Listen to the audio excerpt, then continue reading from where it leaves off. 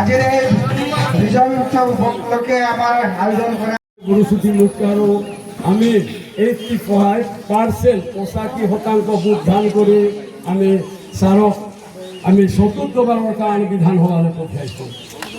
Result ওলোৱাৰ পাছত ফলাফল ঘোষণাৰ পাছত আমি গুৱাহাটীলৈ আকৌ ছাৰে গৈছে। শপত গ্ৰহণ অনুষ্ঠান আছিলে, অন্যান্য কাম কাজৰ কাৰণে সমষ্টিবিলাকত আহিব পৰা নাছিলে।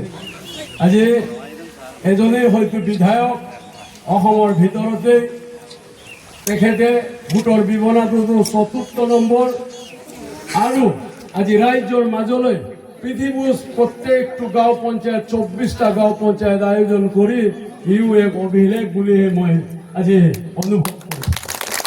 আজি আমাদেৰ পৃথিবীৰ অনুষ্ঠান গুৰুসুতি মুক্তিয়াৰ অনুষ্ঠান। আজি এই দিনটোলৈকে আমি বহু দিনেৰ পৰা অপেক্ষা কৰি আছিলোঁ। ফলাফল ঘোষণাৰ পাছত এবাৰ হলেও ছাৰে আমাৰ মাজলৈকে আহিব, আমাক দেখা কৰিব। ছাৰক আমি আকৌ আশীৰ্বাদ দিব লাগিব। ভৱিষ্যতে এই ৫টা বছৰত আমি অঞ্চলত বানে গড়খাই অঞ্চল, বান বিধ্বস্ত অঞ্চল, ৰাস্তা ছাৰে নিজে দেখি আহিছে। এনেকুৱা ৰাস্তা ঘাট আমাৰ কাৰণে বহুত প্ৰয়োজন আছে, যিটো নেকি এই ৫ বছৰত সমাপ্ত কৰিব নোৱাৰিলেও আমি ছাৰৰ ম্যাদ আৰু বৃদ্ধি কৰিব লাগিব। আমি সমস্যা সমাধান কৰিবই লাগিব।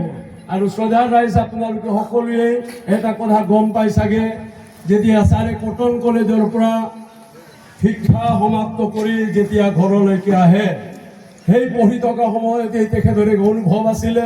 মিচিং সমাজৰ বান পীড়িত আমাৰ অঞ্চল প্ৰত্যেক বছৰে মথাউৰি ছিঙে শ শ বিঘা মাটি আজি বালিময় হৈছে, কৃষিভূমি নষ্ট হৈছে। তাৰ কাৰণে তেখেতৰ অনুভৱ ঘূৰি আহি প্ৰথম ৰাজনৈতিকভাৱে সামাজিক কামৰ দায়িত্ব এইখন অঞ্চলৰ পৰাই আৰম্ভ কৰিছিলে। এই আৰম্ভণিতে ছাৰৰ এই অঞ্চলৰ পৰাই আমি শ্ৰদ্ধাৰ সন্তোষ দাস, ভাৰতী বৰ্মন, গণশ্যাম মৰাংদেৱ আৰু বহুতো ইয়াতে ছাৰ সহযোগ কৰি প্ৰথম আৰম্ভণি হৈছিলে। তাৰ পৰাই আজি আজি আমাৰ মুক্তিয়াৰ বানপানী নোহোৱা এক অঞ্চল হ'ল। নহ'লে আগতে এবাৰ মুক্তিয়াৰ আন বছৰে আৰ্মে ক'ৰবাত টিপৰত হৈছিলে। প্ৰত্যেক বছৰে এইটো নিয়ম এটা আছিলে, কিন্তু ছাৰে আমাৰ শ্ৰদ্ধাৰ ছাৰে আমাৰ অঞ্চলক আজি বান বিধ্বস্ত মুক্ত এক অঞ্চল হিচাপে গঢ় দিব পাৰিছে। তাৰ বাবে ছাৰৰ কাৰণে ডাঙৰকে হাত চাপৰিব। ভৱন পেগু জিন্দাবাদ, ভৱন পেগু জিন্দাবাদ, ভৱন পেগু জিন্দাবাদ।